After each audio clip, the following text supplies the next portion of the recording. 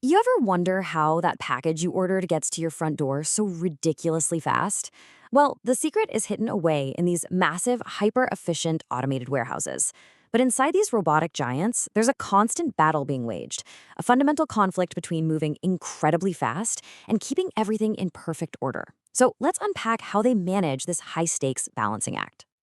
Okay, think about it like this. You're packing a suitcase for a trip, right? You can just throw everything in as fast as you can to get out the door, or you can carefully fold and arrange every single item so it's perfectly organized when you get there. But can you do both at the same time, at maximum efficiency?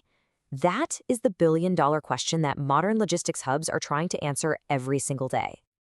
And this slide shows you exactly what we're talking about. The picture on top, that's what happens when you go for pure, raw speed. Items for different trucks just arrive all mixed up. Yeah, it's fast, but man, it is chaotic. The bottom image, though, that's the dream. Items arriving perfectly sequenced, sorted, and ready to go for each truck. The problem is, getting that perfect order often means you have to sacrifice speed, which creates its own kind of headache. So to figure out how to solve this, we first need to pop the hood and see what's going on inside the warehouse itself. This is where the dilemma really gets started. Welcome to the heart of the machine, the shuttle-based storage and retrieval system. Now, what makes this whole setup so amazing is that every single level of these enormous racks has its own dedicated robotic shuttle. Just think about that for a second. It means dozens, maybe hundreds of machines can be grabbing items all at once, in parallel. That's what gives these systems their mind-blowing speed.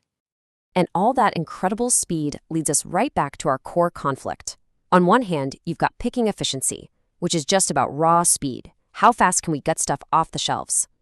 But on the other hand, you've got outbound loading efficiency, which is all about order. Are the items showing up at the loading dock perfectly sequenced?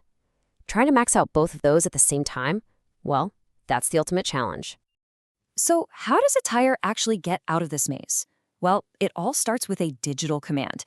A shuttle on the right level zips over and grabs a whole group of tires. They actually call it a train. Then, a massive lift brings that entire train down to the ground floor, where another machine carefully separates it back into individual tires. From there, they hit a conveyor belt and start their journey to the final sorting area. And this diagram right here shows that whole journey in action. You can see the shuttle and its little satellite grabbing the tires from deep inside the racks, bringing them to the lift, which then carries them down to be unstacked and sent on their way. It's a really complex, high-speed dance of machinery. But how in the world do you optimize a dance this complicated without shutting down the entire warehouse for experiments? The answer is brilliantly futuristic. You build a virtual copy of the whole thing. It's called a digital twin. And look, this isn't just some simple computer simulation. It's a living, breathing virtual replica of the entire warehouse. And it's constantly fed with real-time data from the physical system. What this creates is a totally risk-free digital playground. A place where you can test radical new ideas and run thousands of what-if scenarios without causing a single real-world delay. All right, so let's see how this actually works in practice.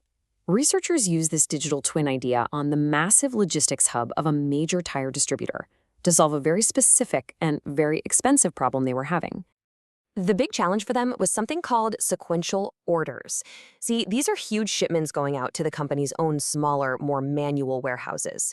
And for those smaller warehouses to work efficiently, they need the tires to arrive pre-sorted in a very specific sequence. So the main hub had to deliver not just speed, but perfect order. So, using the digital twin, the researchers tested 3 totally different strategies, and they only changed one simple rule. When does the system consider one order finished so it can start grabbing the next one? Strategy 1 gave the all clear super early in the process. Strategy 2 waited until about the middle. And strategy 3, well, it was the most patient, waiting until the absolute last second for an order hit the final sorter. So, which strategy won?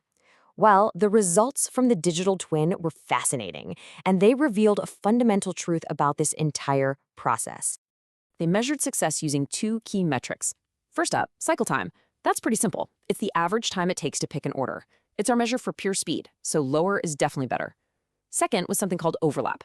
This just counts how many times an item from a different order gets stuck in the middle of another order.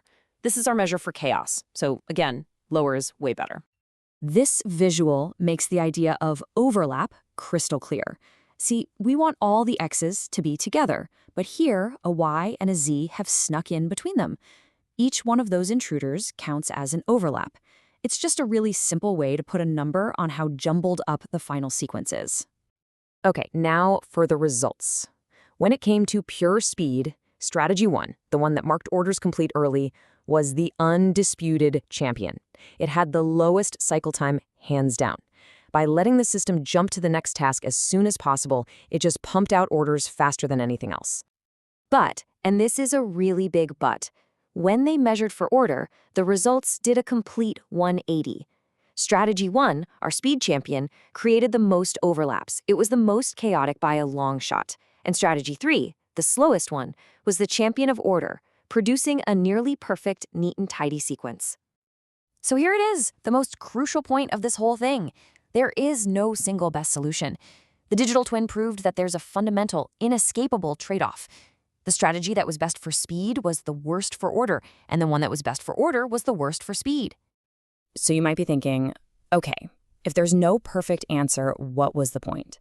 Well, this is where the digital twin goes from being a research tool to being a powerful day-to-day command center for the warehouse manager. The goal completely shifts. It's not about finding one perfect, rigid strategy that you use forever. It's about having a flexible tool that can tell you the best strategy for today based on today's specific needs. And this is what that choice looks like on a graph. It's called a Pareto frontier, but you can just think of it as a menu of options for the warehouse manager. Each point on that blue line represents a different strategy, and the map instantly shows them, hey, if you want this much order, you're going to have to accept this much speed. It makes that trade-off perfectly visually clear. And this is where it all comes together. The digital twin gives the manager the power to make an informed choice every single morning. If today's top priority is rushing shipments out to customers who care about speed more than anything, they can tell the system, use strategy 1. But if tomorrow, the big job is sending perfectly sequenced pallets to their own smaller warehouses to save them a ton of time, they can choose strategy 3, and they'll know exactly what the time cost is going to be.